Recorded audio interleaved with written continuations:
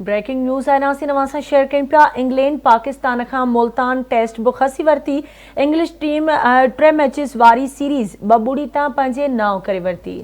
England Pakistan के Multan taste में 26 रन्सुनि तां हाराए छॾियो आहे। पाकिस्तान चौथे ॾींहुं पंहिंजी अणपूरी इनिंग्स 4 विकेटनि जे नुक़सान ते 198 रन्सुनि तां शुरू कई हुई। उन वक़्तु क्रीज़ ते आगा सलमान ऐं अबरार अहमद मौजूद हुआ।